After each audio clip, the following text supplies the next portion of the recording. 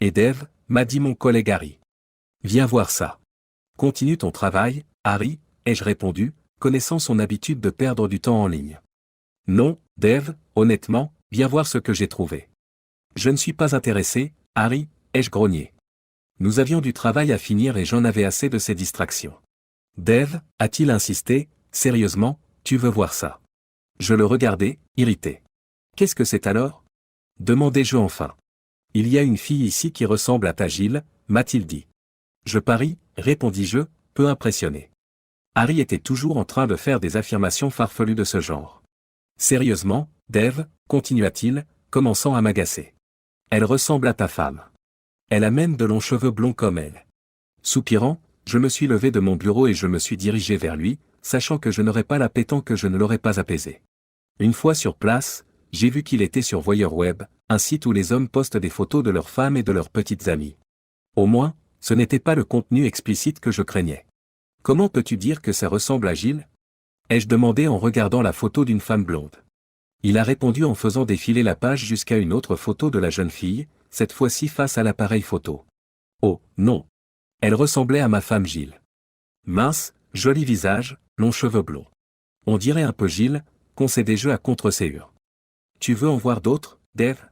Harry sourit. J'acquiesce, curieux à présent. Il a continué à faire défiler les images. Lorsque nous avons atteint la 6e et dernière photo, la fille posait en talons hauts, les mains sur les hanches, dévoilant tout. On aurait vraiment dit Gilles. Je me suis mis à rire nerveusement en pensant au fait que j'avais toujours voulu montrer quelques photos d'elle. Je suppose que Gilles n'a pas de tatouage comme celui-là, n'est-ce pas? Comment Harry? J'ai regardé de plus près. La fille avait un petit tatouage représentant une rose. Bien sûr que non, lui ai-je répondu. Elle aurait pu se le faire, a suggéré Harry. Ne sois pas stupide, Harry. Peut-être que c'est juste un transfert, a supposé Harry. Pourquoi ferait-elle cela? J'ai demandé. Si c'était vraiment Gilles, elle aurait pu le faire au cas où vous auriez vu les photos. Et tu penses que c'est probable? Demandai-je. Pas vraiment, a-t-il admis. Mais ça lui ressemble. Je lui ai suggéré de se remettre au travail et je suis retourné à mon bureau. En m'asseyant, j'ai eu mal à l'estomac. Gilles avait fait ce tatouage il y a environ 6 mois pour me faire une surprise. La fille sur les photos était bien ma femme, Gilles. Lorsque j'ai réalisé pour la première fois que c'était elle, j'ai été choqué. Mais la vraie question m'est venue à l'esprit, qui avait pris ces photos? Ce n'était pas moi. Mon Dieu, qu'est-ce que cela signifiait? Je n'arrivais pas à me concentrer. Tout ce à quoi je pouvais penser, c'était de savoir qui avait pris ces photos de ma femme. Il n'y avait qu'une seule possibilité, et je n'étais pas du genre à me laisser faire. Je me sentais mal. Même si je l'aimais, si elle me trahissait, elle devait quitter la maison. Ce n'était pas la peine de rester au travail plus longtemps. Prétextant un rendez-vous avec un client, j'ai quitté le bureau en titubant, dans une rage aveugle. Comment avait-elle pu me faire ça? Gilles et moi avions été non seulement mari et femme, mais aussi les meilleurs amis du monde. Je l'aimais tellement, et je pensais qu'elle ressentait la même chose pour moi. Dès que je suis entré dans la maison, j'ai allumé l'ordinateur et j'ai trouvé le site Voyeur Web. Il ne m'a pas fallu longtemps pour trouver les photos de Gilles. Elles figuraient dans Igor's Choice, la section des plus jolies filles et des meilleures photos. Déjà 5 étoiles. J'ai regardé les commentaires, dans l'espoir de trouver un indice. Les commentaires allaient de l'admiration aux fantasmes explicites. Cela aurait été risible si ce n'était pas si douloureux maintenant. J'ai étudié chaque photo de près. J'ai eu un autre choc en reconnaissant les boucles d'oreilles que je lui avais achetées pour son dernier anniversaire. C'était un cadeau d'anniversaire pour moi. J'ai gémi en voyant son alliance. La personne qui avait pris ces photos ne s'était pas produite qu'une seule fois. C'était peut-être quelqu'un de son travail. Je n'en sais rien. Avait-elle un comportement étrange ces derniers temps? Non. Avait-elle reçu des appels téléphoniques étranges? Non. Avait-elle commencé à s'habiller différemment? Non. Je suis resté assis pendant 2 heures, essayant de donner un sens à tout cela. J'essayais de comprendre pourquoi ma femme me trompait. Allais-je vraiment la mettre à la porte? Je ne savais pas si je le pouvais, mais cela semblait probable. Oh Gilles, pourquoi nous faisais-tu cela? Je savais que je ne pourrais pas cacher mon chagrin d'amour longtemps, alors dès qu'elle est entrée, j'ai décidé de la confronter. Découvrir la vérité, même si cela me faisait mal. Je ne pouvais pas me sentir plus mal que je ne l'étais déjà, en voyant mon mariage s'effondrer. Oh. Bonjour chérie, m'a accueilli Gilles en franchissant la porte, un grand sourire s'étalant sur son joli visage en me voyant. Eh bien, cela ne durera pas longtemps, n'est-ce pas? Qu'est-ce que tu fais à la maison si tôt, Dave? Tu n'en as pas la moindre idée, Gilles? J'ai demandé, et le sourire s'est quelque peu estompé lorsqu'elle a vu l'air foudroyant sur mon visage. Non, chérie, répondit-elle calmement. Pas la moindre idée. Qu'est-ce qu'il y a? Tu n'as rien à me dire, Gilles? J'ai continué. Rien dont tu n'aies besoin de me parler. Cette fois, son visage a pris un air plus sérieux et elle m'a regardé fixement, se demandant sans doute ce que je savais de ce qu'elle avait fait dans mon dos. Je suppose que je l'avais mise sur la sellette et qu'elle ne savait pas quoi dire au cas où ce ne serait pas la bonne chose à dire. Après tout, j'aurais pu être en colère pour toutes sortes de choses, n'est-ce pas? Je ne sais pas trop pourquoi tu es si énervée, chérie, essaya-t-elle enfin, choisissant de ne pas montrer sa main. Qui est-ce, Gilles? J'ai failli sangloter de détresse. Pourquoi? Je ne sais pas de quoi tu parles, Dave, a répondu Gilles, un peu énervé, en essayant de prendre le dessus. Si tu continues à dire de telles bêtises, Dave, alors je vais prendre une douche. Une douche? Gilles prenait-elle toujours une douche en rentrant du travail? Oh, mon Dieu! Avait-elle été avec lui, qui que ce soit, plus tôt dans la journée? On aurait dit que c'était quelqu'un avec qui elle travaillait. Tu ne feras rien de tel, Gilles. Je lui ai crié, me levant et lui faisant face. Il y a quelque chose que tu devrais voir. Gilles recula de surprise et porta la main à sa bouche. Je ne lui avais jamais parlé ainsi, mais il semblait que tout cela allait changer. Tant de choses allaient changer. Je l'ai prise par le bras, l'ai conduite fermement dans mon bureau et l'ai assise brutalement devant l'écran de l'ordinateur. L'économiseur d'écran avait, bien sûr, pris possession de l'écran et il était ironique qu'il s'agisse d'une photo de Gilles et moi sur la plage en Espagne l'année précédente. Ah, les bons souvenirs. En appuyant sur la barre d'espacement, le site web est réapparu à l'écran et ma mauvaise épouse s'est retrouvée face à une photo d'elle totalement nue. Oh mon Dieu! Gilles s'est écrié, reconnaissant la photo, et le site web par la même occasion. Je l'ai regardée, et elle était devenue d'un blanc mortel, toutes les couleurs ayant quitté son visage. C'était accablant. Les derniers espoirs que j'avais de me tromper se sont envolés quand j'ai vu sa réaction. Qui a pris ces photos de toi, Gilles? Ai-je demandé avec insistance. Qui est cette personne, et depuis combien de temps la vois-tu? Le voir? Gilles répéta, confuse, et sachant que j'irais au fond des choses pendant qu'elle était encore sous le choc, je continuai. Qui est-ce, Gilles? Depuis combien de temps cela dure-t-il? Est-ce que tu l'aimes? L'aimez-vous? Marmonne-t-elle de façon presque incohérente. Non, bien sûr que je ne l'aime pas. C'est parti, me suis-je dit. Ce n'est pas de l'amour, c'est juste une aventure. Tu es la seule que j'aime. S'il te plaît, donne-moi une autre chance. Toutes les phrases habituelles utilisées par les conjoints infidèles lorsqu'ils se font prendre. Je suis resté là à la regarder avec colère, me demandant laquelle elle allait choisir. Ce n'est pas ce que tu crois, Dave, me dit-elle en pleurnichant, la première larme coulant sur sa jolie petite joue. Et voilà. Je n'y avais pas pensé, mais quelle différence cela faisait-il? Il était évident qu'elle était coupable. Qui est-ce? Je lui ai encore crié dessus. Qui a pris ces photos? John, sanglote Gilles en réponse à ma question. Ton ami John Ann. J'ai été frappé de stupeur.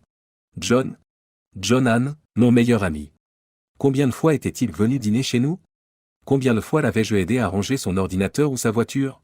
Depuis combien de temps étions-nous amis? Depuis combien de temps lui et Gilles se voyaient-ils et se moquaient-ils de moi dans mon dos? C'était évident maintenant, n'est-ce pas? John était le beau célibataire typique qui, contrairement à moi, changeait de femme toutes les semaines ou presque. On le voyait rarement sortir sans une jeune fille attirant à son bras, et les histoires qu'il racontait sur le nombre de femmes qu'il avait fréquentées étaient légendaires. Quel salaud! Maintenant qu'il avait ajouté ma femme Gilles aux encoches de son poteau, n'est-ce pas? Il allait le regretter. Honnêtement, Dave, ce n'est pas ce que tu penses, répète Gilles. Il me donnait juste un coup de main. Je lui réponds, tu veux dire qu'il s'est servi de ma femme. Oh, oublie-toi, Dave, m'a-t-elle crié en retour, avant de tourner les talons et de s'enfuir à l'étage. Je suis resté assis, la tête dans les mains, le cœur brisé au-delà de toute croyance. C'était encore pire que ce que j'avais imaginé. Ma meilleure amie et ma femme. Pourquoi cela m'était-il arrivé? Tu ferais mieux d'ouvrir ça, Dave. J'ai levé les yeux et j'ai vu ma belle femme debout, qui venait de redescendre, des larmes coulant sur son visage. Qu'est-ce que c'est? Demandai-je brutalement. Ton cadeau d'anniversaire, Dave, me dit-elle. Il est en avance de quelques jours, mais je pense que tu devrais l'ouvrir maintenant. Remplis ton cadeau, lui dis-je. Dave, poursuit-elle, la voix soudain plus grave et plus douce. S'il te plaît, ouvre-le, car j'ai peur de te perdre. Cela pourrait sauver notre mariage. Je la regardai, secouai la tête en signe d'incrédulité, mais pris le petit paquet qu'elle me tendit, l'ouvris grossièrement et trouvai à l'intérieur une sorte de livre. Je l'ai tenu, le regardant avec dédain. Comment un livre pouvait-il sauver un mariage brisé? S'il te plaît, ouvre-le, Dave, a supplié Gilles. S'il te plaît. Je l'ai donc ouvert. Ce que j'ai trouvé à l'intérieur m'a surpris, mais je ne voyais toujours pas comment il pourrait sauver mon mariage. Tu te moques de moi, Gilles, lui ai-je demandé calmement. Tu me détestes à ce point pour me donner un album de photos de toi nu prise par ton amant? John n'est pas mon amant, Dave, plaide-t-elle en me regardant désespérément dans les yeux. C'est mon cadeau d'anniversaire, comme tu l'as toujours imaginé. Tu sais que John est un photographe semi-professionnel, et je lui ai demandé de m'aider à t'offrir quelque chose de spécial. Oh non? Ai-je bien compris? Ai-je bien compris ce qu'elle venait de dire? Tu veux dire que tu as posé devant John sans vêtements, Gilles? Je lui ai demandé. C'est ce que tu me dis? Eh bien, oui, je l'ai fait, Dave, a-t-elle admis. Ce n'était pas facile de se tenir nu devant notre ami, et en fait, au début, je tremblais de peur. Mais il a agi de manière si professionnelle, et je jure qu'il n'a pas essayé de me toucher ou quoi que ce soit d'autre. La chaleur et le miel, le sucre et les épices, l'amour et le chant des oiseaux sont revenus dans ma vie. Nous sommes tombés dans les bras l'un de l'autre en professant notre amour et notre dévotion, et en nous excusant mutuellement à profusion. Tout allait bien, tout allait bien. Eh bien. Presque. Comment ces photos se sont-elles retrouvées sur Internet, Gilles? Demandai-je lorsque notre niveau émotionnel fut revenu à la normale. Eh bien, Dave, a-t-elle répondu. Je me posais moi-même la question. Tu ne penses pas que John? L'effroyable pensée m'empêcha de terminer ma phrase. Il a dû les envoyer sur ce site, Dave, conclut Gilles. Comment a-t-il pu faire ça? Il m'avait promis que personne d'autre ne les verrait jamais. Un ami de John s'est avéré être, ai-je dit. Nous sommes restés là à réfléchir à ce qu'il fallait faire, nous nous sommes décidés et, quelques minutes plus tard, nous nous sommes rendus chez John pour le confronter. Bonjour à vous deux, nous a dit John en ouvrant la porte. J'allais commencer à lui faire des remontrances quand Gilles m'a dépassé, l'a poussé dans la poitrine et a commencé à le réprimander en le traitant de tous les noms. John a reculé, nous regardant avec surprise, voire avec stupeur. Qu'est-ce que vous racontez? Qu'est-ce que j'ai fait? S'écrie-t-il pour se défendre. Tu as mis ces photos de moi sur Internet, lui a crié Gilles. Non, je ne l'ai pas fait, affirme John. Je n'aurais jamais fait ça. Alors comment se fait-il qu'elle soit sur Voyeur Web, ai-je demandé. Voyeur Web, répète-t-il, l'air inquiet. Je n'aurais pas pu. Je ne peux pas avoir fait. Oh non? Sur ce, il s'est précipité dans son bureau, a démarré son ordinateur et a tapé sur Voyeur Web comme je l'avais fait quelques heures auparavant. Oh mon Dieu, non. John a poussé un cri d'alarme lorsque les photos de ma femme sont apparues devant lui. J'ai téléchargé les mauvaises photos. Elles devaient être de Trini, pas de toi, Gilles. John a joué un peu avec l'ordinateur et 10 minutes plus tard, il était de retour, un peu plus satisfait de lui-même. C'est fini, annonce John. Je l'ai supprimé du site et je mettrai les photos de Trini plus tard. J'ai pris note de ce qu'il avait dit, car Trini était sa petite amie actuelle, et une vraie petite folle. J'ai pris note de vérifier le site dans quelques jours.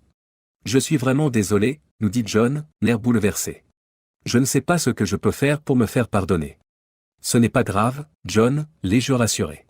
Les erreurs arrivent, je suppose. Mais Gilles est intervenu pour me dire d'attendre un peu. Que pense Trini du fait que tu montres des photos d'elle en public? Je suppose que c'est sans vêtements. Oui, Gilles, explique-t-il. Mais elle s'est un peu déguisée avec une perruque de couleurs différentes, de sorte qu'aucune de ses familles ou de ses amis ne saurait que c'est elle, sauf ceux qu'elle souhaite prévenir. Gilles est resté là, à regarder John, puis moi, plongé dans ses pensées. Vous avez ces perruques ici, John, demande-t-elle enfin. Bien sûr, confirma-t-il. Elles sont à l'étage dans mon studio. Venez donc, nous dit-elle à tous les deux, en commençant à déboutonner son chemisier. John, tu vas nous rembourser pour ton erreur, et toi, chérie, tu auras un autre fantasme pour ton anniversaire. Nous l'avons suivie docilement et lorsqu'elle a atteint le bas de l'escalier, elle était à nouveau complètement nue. La suivre dans les escaliers avec sa silhouette nue à quelques mètres devant nous deux était très agréable, je vous l'avoue. Harry m'a appelé quelques jours plus tard, Corblimet, Dave. Viens voir cette rousse sur ce site. Cette fois, c'est un peu plus volontiers que je me suis dirigé vers son bureau. Quelle petite beauté, n'est-ce pas, commente Harry. Regardez ses traits. Absolument, ai-je acquiescé. Regardez ses jambes et son sourire. Pour une fois, je suis tout à fait d'accord avec toi, Harry, ai-je acquiescé. Cette rousse est absolument magnifique. Tu t'imagines aller au lit avec une belle fille comme ça, Dave? Me demanda-t-il. Oui, je pense que je peux, Harry, ai-je répondu avec suffisance. Je pense vraiment que je peux. Quel rire!